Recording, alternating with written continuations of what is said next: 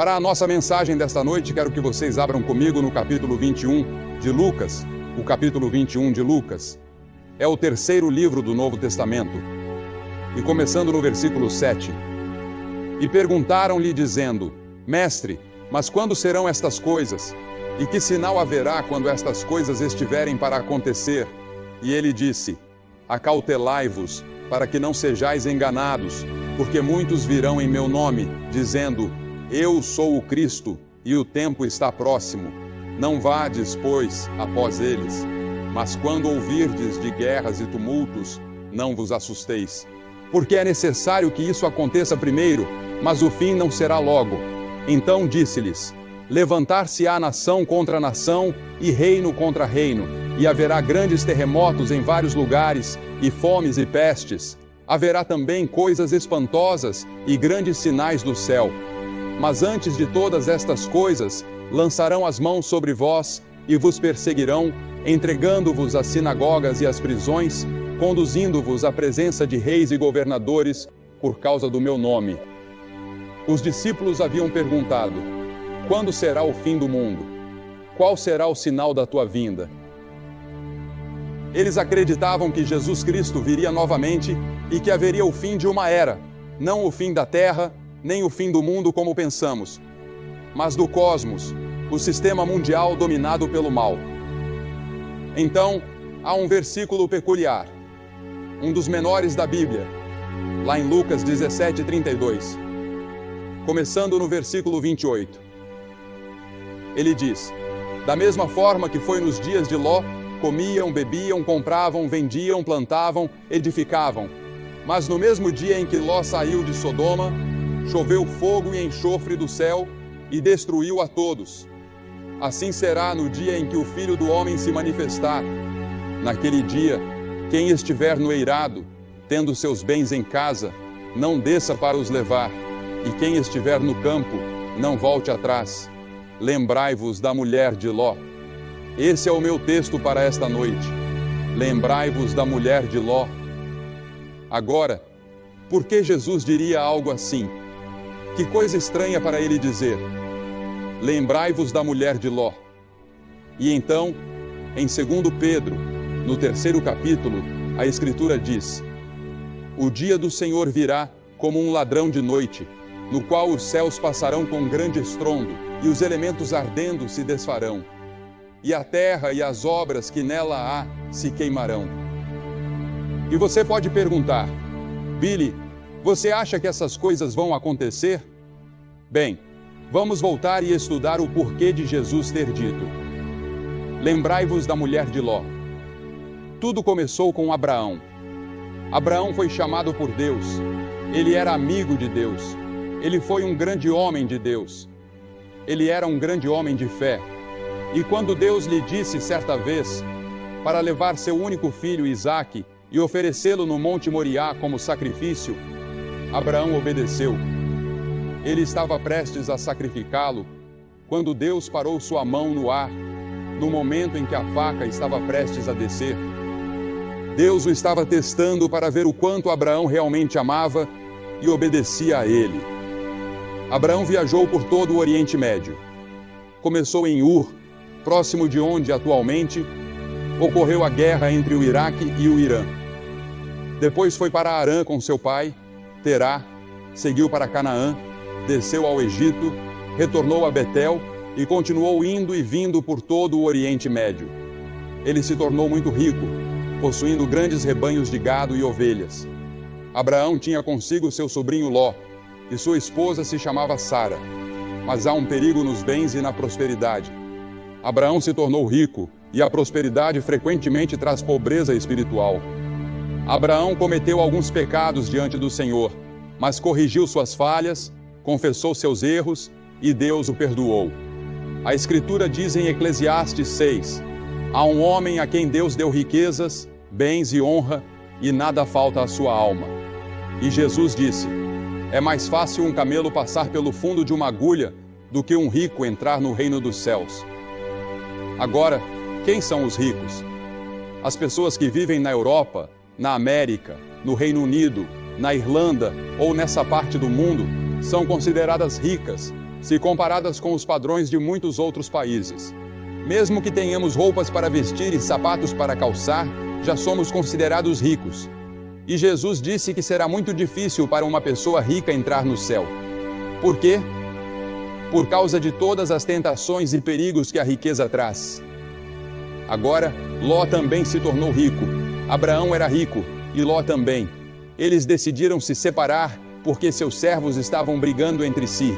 Abraão disse: Ló, se você quiser ir para a direita, vá, eu irei para a esquerda.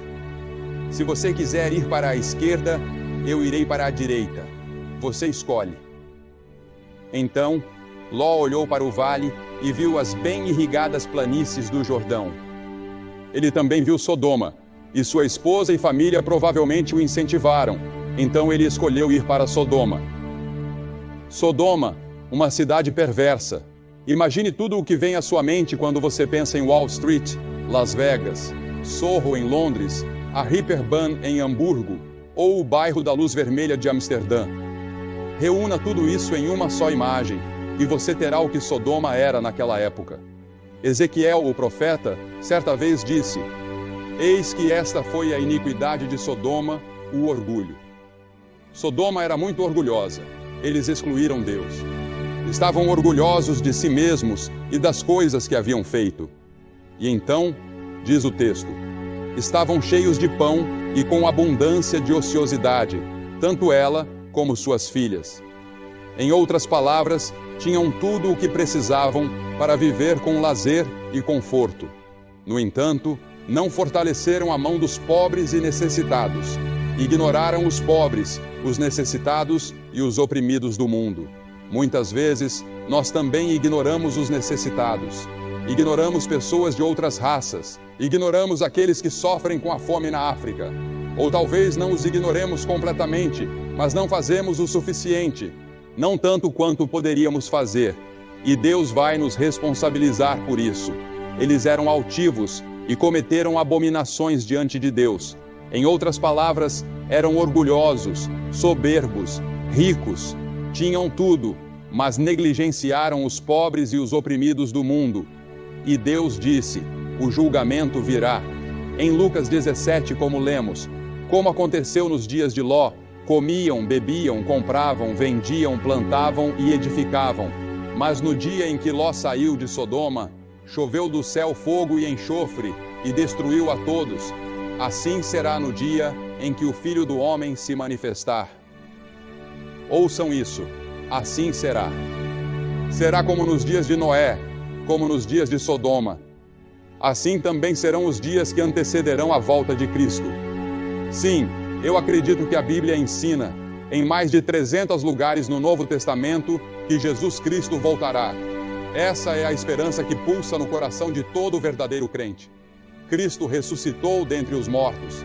Ele está vivo. Ele está à direita de Deus Pai, e Ele voltará. Agora não me perguntem quando, porque eu não sei. Ele disse aos discípulos: não tentem adivinhar o dia ou a hora. Não especulem. Nós não sabemos, mas Ele nos deixou certos sinais. E ao que parece, esses sinais estão se alinhando, talvez pela primeira vez na história, desde que Ele os mencionou. Todos os sinais parecem estar presentes, indicando que a vinda do Senhor está próxima.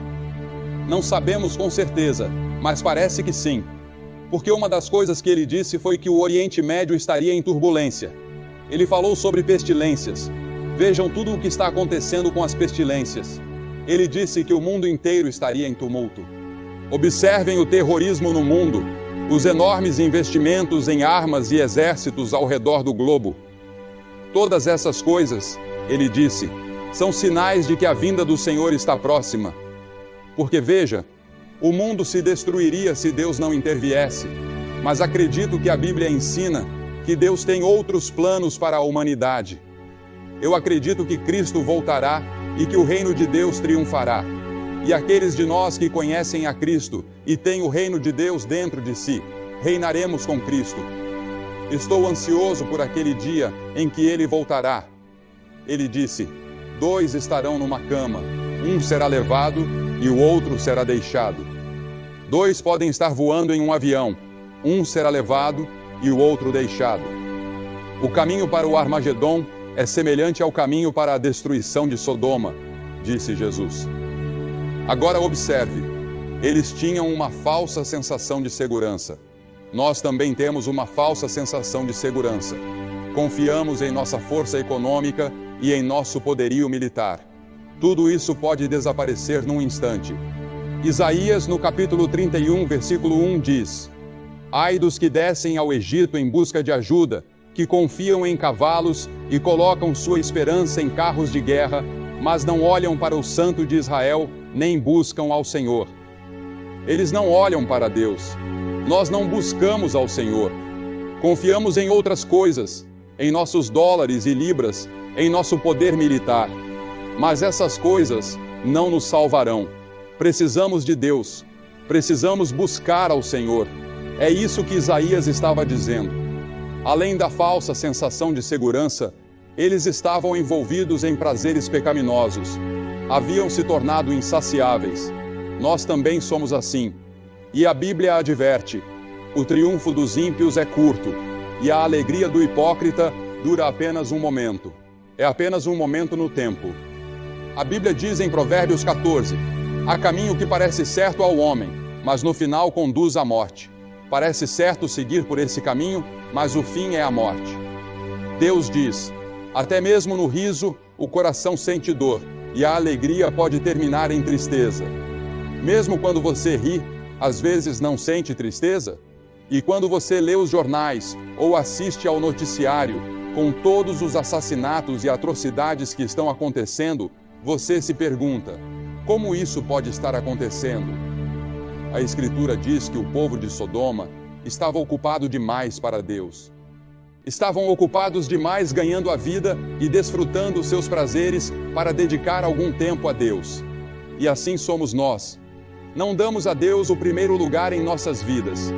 Deus não exige de nós um sistema legalista, mas Ele exige o primeiro lugar em nossas vidas. Ele quer ser o Senhor que se assenta no trono do seu coração, que controla e governa a sua vida. E foi por isso que Ele enviou o seu Filho, Jesus Cristo, para morrer na cruz e derramar seu sangue, para que os nossos pecados fossem perdoados. Porque veja, o problema do mundo hoje pode ser resumido em uma palavra: pecado. E a Bíblia diz: todos pecaram e estão destituídos da glória de Deus. Somos todos pecadores. Nascemos no pecado. Somos pecadores por escolha e pecadores por prática. E esse pecado nos separa de Deus, de modo que não temos um senso de realização. Não conhecemos o propósito e o significado de nossas vidas. Você pode buscar prazeres e diversões, mas eles não satisfazem. Algo lá no fundo clama por algo mais. Esses prazeres não resolvem o problema do seu lar. Não resolvem o problema do desemprego. Algo está fora de equilíbrio. Algo está errado. Eles também eram culpados de idolatria. Idolatria. Esse é o pecado que Deus mais odeia. É também o pecado do mundo ocidental hoje. Na verdade, é o pecado do mundo inteiro. Romanos 1:25 diz: trocaram a verdade de Deus pela mentira, e adoraram e serviram coisas criadas em lugar do Criador. Qualquer coisa em sua vida que ocupe o lugar de Deus, torna-se o seu Deus. Qualquer coisa que domine seus pensamentos e tome mais do seu tempo do que o Deus vivo, torna-se o seu Deus. Além disso, eles também eram culpados de perversão sexual. Uma das últimas direções que uma nação toma antes do julgamento costuma ser essa. Geralmente encontrada em sociedades abastadas. Não relações sexuais normais, mas perversões de vários tipos. Tentativas de encontrar novas maneiras de obter prazer através do sexo. Isso se torna uma ocupação em tempo integral para muitas pessoas.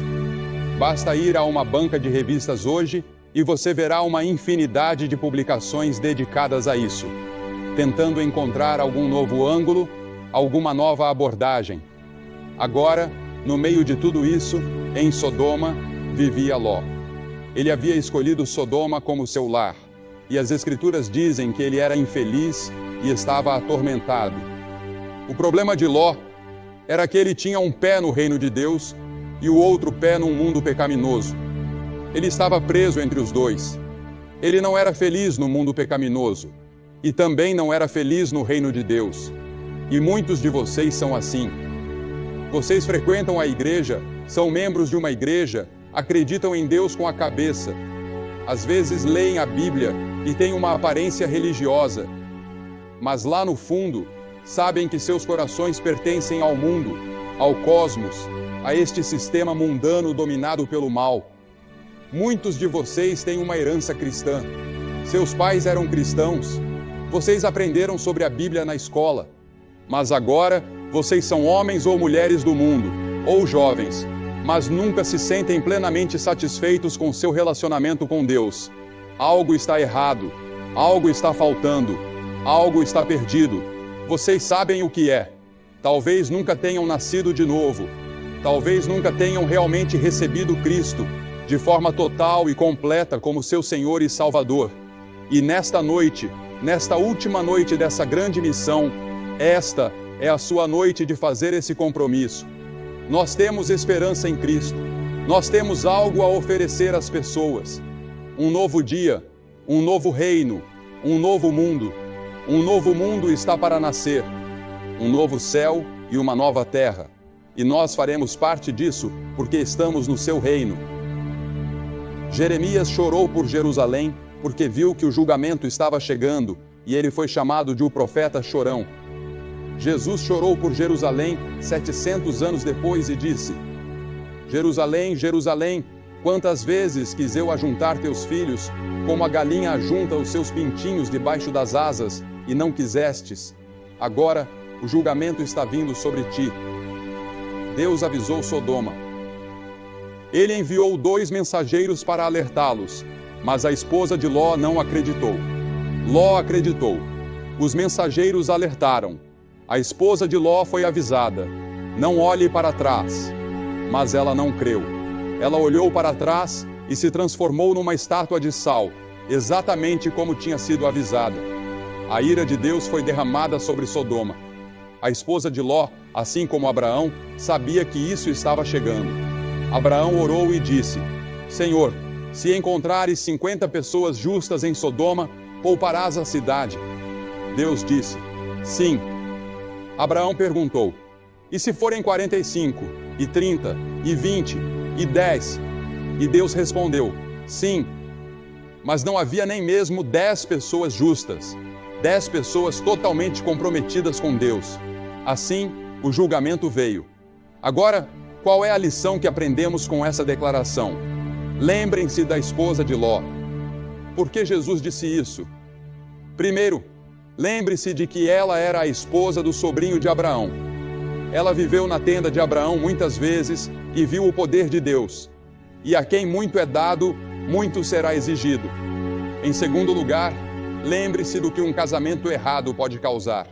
Ela era uma cananeia, e Deus havia proibido o seu povo de se casar com essas tribos pagãs ao redor deles. Quantos homens e mulheres já foram destruídos por casar com a pessoa errada, que os influenciou de forma equivocada? Por isso é tão importante buscar a pessoa que Deus tem para você. Em terceiro lugar, acho que Jesus disse isso para que nos lembremos do pecado dela. Parece um pecado tão pequeno, mas representava algo muito mais profundo. Representava anos de incredulidade. Representava rebeldia contra Deus em muitas ocasiões. Deus, em sua misericórdia, estava dando a ela outra chance. E Deus disse: não olhe para trás, não olhe para Sodoma. Sodoma estava sob o controle do diabo, mas ela não conseguiu evitar. Seu coração ainda estava em Sodoma, mesmo enquanto escapava do julgamento. O pecado dela não parecia tão grande, apenas olhar para trás, mas algo mais profundo dentro dela a fez olhar para trás. E em quarto lugar, lembre-se de que ela estava quase salva. Eles estavam no portão de Zoar, a cidade de refúgio. Naquela época, as cidades de refúgio eram locais onde as pessoas podiam correr caso tivessem cometido um crime, como o homicídio, até que seus casos fossem resolvidos e eles tivessem um julgamento justo. Isso era necessário, porque a justiça muitas vezes era feita com linchamentos ou apedrejamentos instantâneos. Eles estavam bem na entrada de Zoar quando a esposa de Ló olhou para trás. E foi naquele momento que ela se transformou numa estátua de sal. Agora, a Bíblia diz que Agripa, o grande rei, ouviu Paulo pregar, e ele quase foi persuadido, mas ele endureceu seu coração. Muitos de vocês estão quase persuadidos de entregar sua vida a Cristo, mas vocês vão arriscar que podem fazer isso sem Ele. Alguns de vocês estão assim. E então, em quinto lugar, lembre-se de que ela foi oferecida salvação. Cristo é o lugar de salvação e refúgio. É na cruz onde Deus derramou seu amor e onde nossos pecados foram levados por Cristo. Ele se fez pecado por nós, que não conhecíamos pecado. Ele levou os seus pecados e os meus pecados. Ele tomou o meu julgamento. Ele levou o inferno que eu merecia naquela cruz. E quando ele disse, meu Deus, por que me abandonaste? Foi porque Deus não estava olhando para ele. Deus não abandonou seu filho. Ele abandonou o pecado que ele se fez por sua causa. Ele levou o inferno que nós merecíamos. Ela foi oferecida salvação. Ela poderia ter sido salva. Isso era o que estavam tentando fazer, levar ela ao lugar seguro. E então, em sexto lugar, lembre-se de que Deus nunca julga sem avisar. Ele sempre avisa. Tivemos uma inundação, alguns anos atrás, nos Estados Unidos, que matou centenas de pessoas em Johnstown, na Pensilvânia, e eles foram de um lado para o outro no vale, avisando as pessoas de que a barragem tinha uma rachadura e que poderia quebrar a qualquer momento e pedindo para evacuarem. Mas as pessoas não evacuaram. A barragem quebrou uma noite e dezenas de pessoas perderam suas vidas. Mas eles haviam sido avisados. E então, em sétimo lugar, lembre-se de que quando Deus avisa, há perigo em adiar. As Escrituras dizem, prepara-te para encontrar com o teu Deus, não adie. Quem endurecer o coração, sendo muitas vezes repreendido, será subitamente cortado e sem remédio. Venha a Cristo enquanto você pode. Agora é o tempo aceito. Hoje é o dia da salvação. Eu vou pedir que você fuja para o lugar seguro. O único lugar seguro e seguro em todo esse mundo é na cruz de Cristo e no túmulo aberto. Eu vou pedir que você faça algo que vimos milhares de pessoas fazerem esta semana, aqui neste estádio e em outros auditórios pelo país. Eu vou pedir que você se levante do seu assento. Centenas de vocês se levantem do seu assento agora e venham ficar em frente a esta plataforma e digam, ao vir, eu quero ter certeza de que meus pecados estão perdoados e que eu vou para o céu. Eu quero ter certeza de que estou no reino de Deus. Levante-se e venha. Centenas de vocês. Ninguém saindo do estádio, por favor, neste momento santo, enquanto as pessoas já estão vindo aqui em Bramall Lane. Você sabe, na noite em que eu vim a Cristo, eles cantaram duas músicas e eu vim no último verso da última música. E eu era líder na minha igreja, líder de jovens, e estou feliz que eles esperaram por mim. Nós vamos esperar por você. Deus está falando com você. Há uma voz pequena dentro de você que diz que você deve vir. Você vem.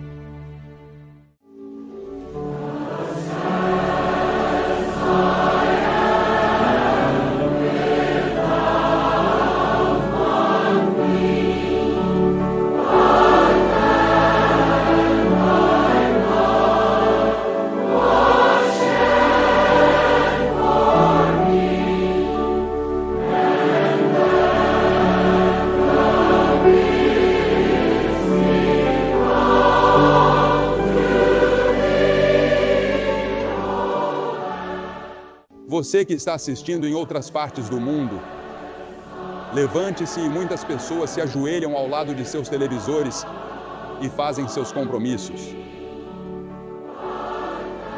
Alguns fazem seu compromisso deitados na cama. Onde quer que você esteja, pode ser em um bar. Recebemos tantas cartas de pessoas que assistem à televisão em um bar e fazem seu compromisso. Ou em um quarto de hotel. Se você estiver nos Estados Unidos ou no Canadá, pegue o telefone e ligue para o número na tela da sua televisão e faça esse tremendo compromisso com Cristo. Não deixe essa noite passar sem fazer o seu compromisso. Nós vamos esperar por você de todos os lugares, há muito tempo. Levante-se e venha. Esta é a maior decisão que você tomará em toda a sua vida.